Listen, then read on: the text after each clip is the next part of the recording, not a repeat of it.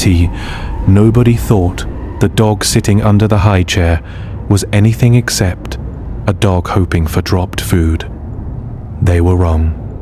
Above the high chair, something had been coming loose for 6 days. The golden retriever had put himself between his family and it every single time. Sunny was 5 years old, and the kind of golden retriever whose cheerful availability made everyone in the house feel better just by existing. He was not a subtle animal. He was not a mysterious animal. He loved food with a transparency that required no interpretation. When anyone ate, Sunny appeared nearby and watched with the specific intensity of a creature for whom hope was a natural state. The family found this charming. It was his most consistent behavior. So when Sunny began sitting directly beneath the baby's high chair at every mealtime, the interpretation was obvious. The high chair produced food. The high chair dropped food. The high chair was Sunny's best source of ambient nutrition since Rowan had started solid foods at 6 months. Terrian, no one looked past the obvious explanation. Rowan was 8 months old, thriving, purposeful eater who participated enthusiastically in meal times and distributed a percentage of each meal to the floor below with the generosity of a person who doesn't fully understand the value of what they're giving away. The high chair was positioned in the kitchen corner near the window. Sunny sat beneath it. Food fell. Sunny ate it. The explanation was clean. Except on the third day, the father, Theodore Park, noticed that Sunny was sitting under the high chair before Rowan was in it.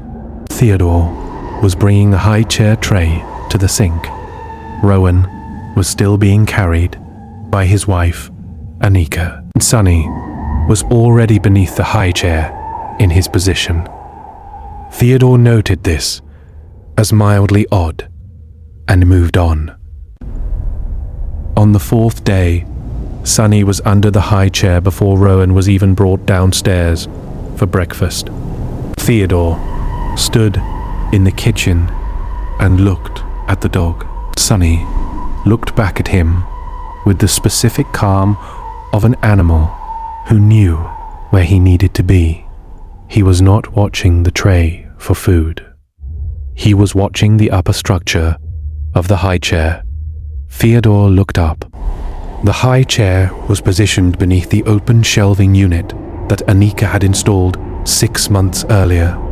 A floating shelf system. 3 shelves, wall-mounted, with the hardware that had come with the shelf kit. On the bottom shelf, positioned above the high chair, sat a ceramic bowl, a small potted succulent, and a set of napkin rings. Theodore reached up and touched the lower bracket of the bottom shelf. The bracket shifted under his hand. He looked more carefully. The anchor bolt on the left side of the lower bracket had been working loose from the wall, visibly so, once he was looking.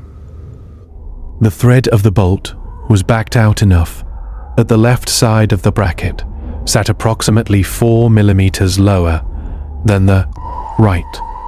The shelf was not level. It had not been level for some time.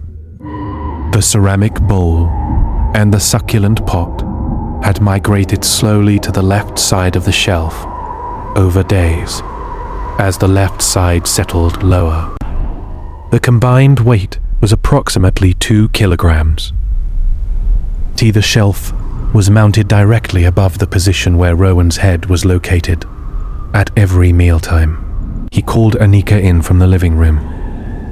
They took the items off the shelf before touching the bracket. The bracket came away from the wall with moderate pressure, the anchor fully stripped.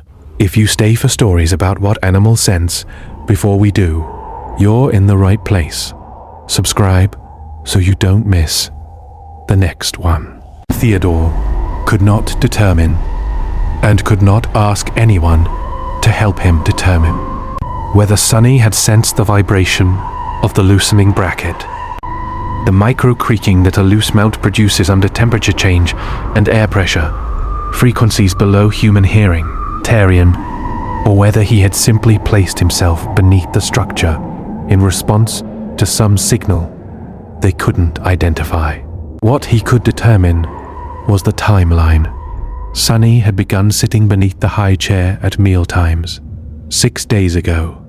The bracket had been working loose over what the installer, who came to remount the shelf properly, assessed as approximately 6 to 8 days based on the thread wear pattern.